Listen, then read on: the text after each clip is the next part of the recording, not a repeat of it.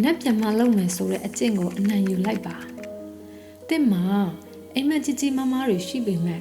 အဲ့ဓာတွေကိုအကောင့်ထဲပေါ်ဖို့အများမရှိသလိုခံစားရဘူးလားနက်ပြန်မလုပ်တော့မယ်လို့တွေးတယ်ဒါပေမဲ့အဲ့ဒီနက်ပြန်ကဘတော်မှရောက်မလာခဲ့ဘူးတင်ကအကြီးကြီးတွေလှုပ်ချင်တယ်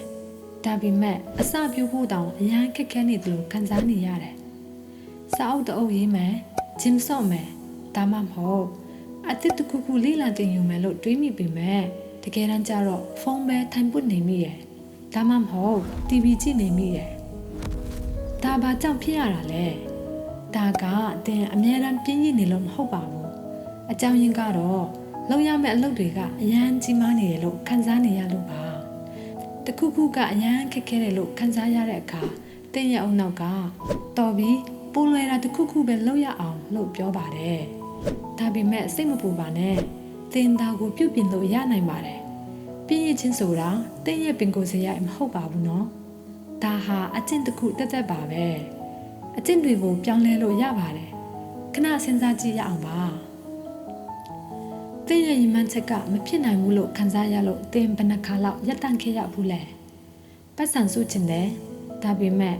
အရာရာတိုင်းကိုရှော့သုံးရမယ်ဆိုတဲ့အတွေးကတင့်ကိုအယမ်းဝင်ပြစေတယ်ဒါမှမဟုတ်ကျမ်းမာရေးပိုကောင်းချင်တယ်ဒါပေမဲ့နေ့တိုင်းပြင်းရမယ်ဆိုတဲ့စိတ်ကူကပင်ပန်းလွတ်နေတယ်ဒါကိုတင်ကဂရုမစိုက်လို့မဟုတ်ပါဘူးတင့်ရဲ့အုံနောက်ကအခက်ခဲကိုရှောင်ပြီးပိုလွယ်တဲ့အရာကိုလှုပ်ဆောင်ဖို့ပုံသွင်းခံထားရလို့ပါတင်ပြင်းရနေတာကိုရပ်ပြီးအရေးကြီးတဲ့အရာတွေကိုစလုပ်နိုင်ဖို့ရိုးရှင်းတဲ့အဆင့်၃ဆင့်ကိုပြောပြပါမယ်အဆင့်၁တသေးလေးဖြစ်အောင်လုပ်ပါ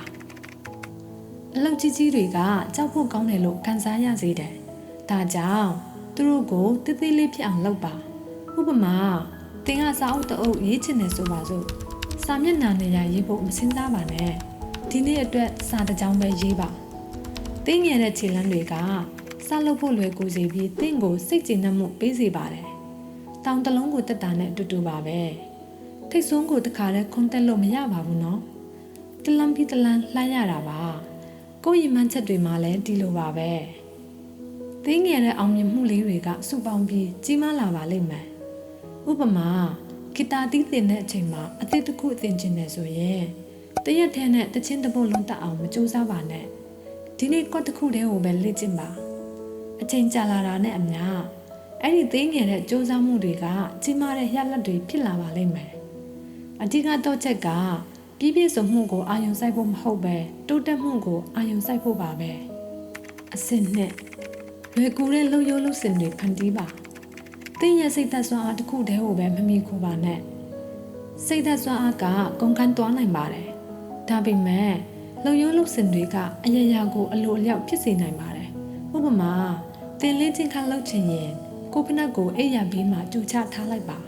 ဒီလိုဆိုရင်အဲ့ရနှိုးလာတာနဲ့လေ့ကျင့်ခန်းလုပ်ဖို့လွယ်ကူသွားပါပြီ။တင်အလေ့ကျင့်ဖြစ်သွားတဲ့အထိသူတို့ကပိုလွယ်ကူအောင်ကူညီပေးပါလိမ့်မယ်။ဒီနေ့တင်စတင်နိုင်မဲ့သိငယ်တဲ့လူရိုးလုပ်စဉ်တစ်ခုကဘာဖြစ်မလဲ။မနက်တိုင်းလုပ်เสียစီရင် to do list ရေးရမျိုးဒါမှမဟုတ်အဲ့ရနှိုးတာနဲ့ရေးတောက်တာမျိုးဖြစ်နိုင်ပါတယ်။ဒီအကျင့်သေးလေးတွေကတင်ကိုအလေ့ကျင့်တစ်ခုဖြစ်သွားအောင်တိဆောက်ပေးပါလိမ့်မယ်။အဆင့်32မိနစ်စီးရင်ကိုသုံးပါအခက်ခဲဆုံးအပိုင်းကအစပြုခြင်းပါပဲဒါကြောင့်ကိုဂတိတစ်ခုပေးလိုက်ပါငါဒီအလုပ်ကို2မိနစ်ပဲလုပ်မယ်ဆိုပြီးတော့2မိနစ်လေးပါပဲစာအုပ်ဖတ်မလားစာတစ်မျက်နှာပဲဖတ်လိုက်ပါအခန်းတန့်ရှင်းရေးလုပ်မလားတောင်းတနေရာကနေစာလုပ်လိုက်ပါသင်စားလိုက်ပြီဆိုတာနဲ့ရှေ့ဆက်သွားဖို့ပိုလွယ်ကူသွားပါပြီဒါကကုန်းပေါ်ကနေဘောလုံးတစ်လုံးကိုတွန်းချလိုက်တယ်လို့ပါပဲပထမဆုံးတွန်းအားကအခက်ခဲပေမဲ့နောက်ပိုင်းမှာသူ့ဖာရာသူလိမ့်သွားပါလိမ့်မယ်စတင်ခဲ့တဲ့အတွက်ကိုစုချပါတင်းရဲ့2မိနစ်စာလုပ်ပြီးသွားရင်တေးသေးလေးပဲဖြစ်ဖြစ်ဂုဏ်ပြုလိုက်ပါကိုအကြိုက်ဆုံးတခြင်းတစ်ပုဒ်နားထောင်တာဒါမှမဟုတ်ခဏအနားယူတာလိုမျိုးပေါ့ဆုလက်တွေကအစာပြုတ်ခြင်းကိုခန်းစားလို့ကောင်းစေပြီးရွှေဆက်ဖို့တွန်းအားပေးပါတယ်လူတိုင်းကတေးလေးကနေပဲစလုပ်ကြတာပါတင်အားကြရတဲ့သူတွေသူတို့လည်းရုန်းကန်ခဲ့ရတာပါပဲသူတို့ကဆက်လုပ်ခဲ့ကြတယ်ပြည့်စုံနေဖို့မလိုပါဘူးအစာပြုတ်ဖို့ပဲလိုတာပါ တင်ရဲ့အိမ်မက်တွေကိုမိဘုံတစ်ခုလိုသဘောထားပါအခုချိန်မှာဒါဟာမိဘွားတသေးလေးတစ်ခုပါပဲတင်လုံးလိုက်တဲ့လှုပ်ဆောင်ချက်တသေးလေးတိုင်းကလောင်စာထည့်ပေးနေတယ်လို့ပါပဲ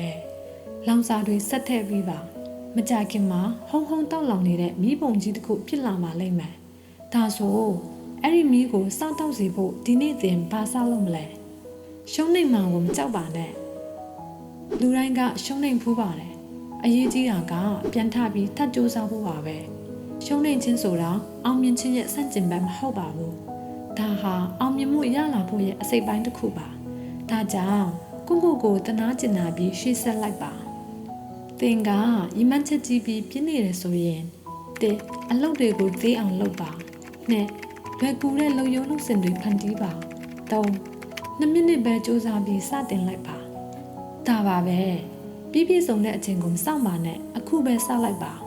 တခုခုကိုရွေးပြီးဒီနေ့ပဲခြေလမ်းသေးလေးတစ်လမ်းကနေစလှမ်းလိုက်ပါ